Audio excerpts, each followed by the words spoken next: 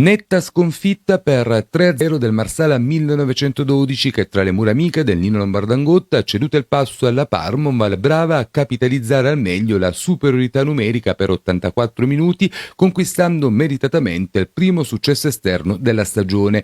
I lilibetani, già privi di Giardina e Cinquemani, hanno pagato a caro prezzo l'espulsione di Petrucci dopo appena 6 minuti di gioco ed il gol è incassato sul successivo calcio di punizione. Non va certamente colpevolizzato il difensore azzurro per l'ingenuità commessa dopo appena 360 secondi dal fischio d'inizio, tra l'altro frutto di un errore corale. Il Marsala infatti ha battuto male una rimessa laterale in zona d'attacco, la palla è successivamente arrivata a Pedalino che dopo un complicato controllo di petto ha appoggiato Petrucci, il quale invece di servire Mazzeo o Faraone ha temporeggiato facendosi soffiare il pallone da Martinez e commettendo poi fallo. Rosso diretto e punizione per la Parmoval. Sul pallone va Santiago che con un perfetto tiro a giro supera la barriera e piazza la palla al 7 dove il portiere marsalese non può arrivare.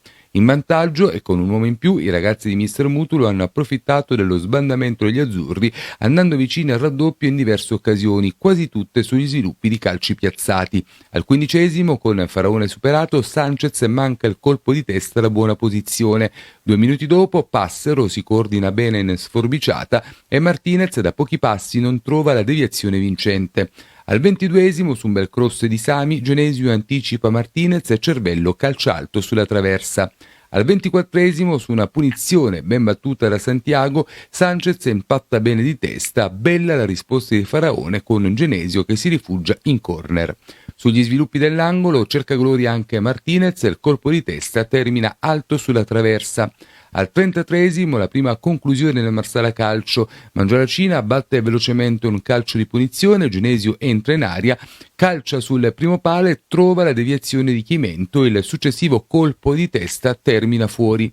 Prima del duplice fischio ci prova anche De Luca di testa, la sua conclusione però è debole e centrale. Nella ripresa, pronti via, la Parmoval al 48° raddoppia sempre sugli sviluppi di un calcio di punizione. Questa volta sul pallone Vassami che mette in mezzo un bel cross, il colpo di testa di Cervello si infrange sulla traversa, forse deviato da Faraone, ed il più lesto a depositare in rete è stato Passero che ha virtualmente chiuso il match.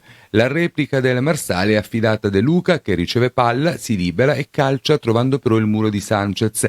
Con gli azzurri in avanti nel tentativo di riaprire la gara e sotto di 2 gol si aprono ampi spazi per la Parmoval che al 51° va vicino al tris con Sami, la sua conclusione da buona posizione termina alta e al 71° con Martinez che lascia partire un diagonale velenoso che lambisce il palo alla sinistra di Faraone e si spegne sul fondo. 2 minuti dopo il secondo rosso per gli azzurri. Angileri perde palla a centrocampo e scalcia il diretto avversario. Il signor Lisinicchia di Agrigento non ha esitazioni ed espelle il centrocampista marsalese. Gli azzurri ci provano nuovamente prima con Mangiaracina, ancora Sanchez fa scudo con il corpo e poi con Liga, fermato sempre con il corpo da Piscopo. Nel finale, all'88° la Parmoval approfitta della doppia superiorità sia numerica che nel punteggio e si spinge in avanti. Faraone in uscita devia in corner una conclusione ravvicinata di Passero. Sugli sviluppi dell'angolo però il numero 1 azzurro non riesce ad allontanare in uscita il pallone permettendo a Cervello di insaccare il definitivo 3-0.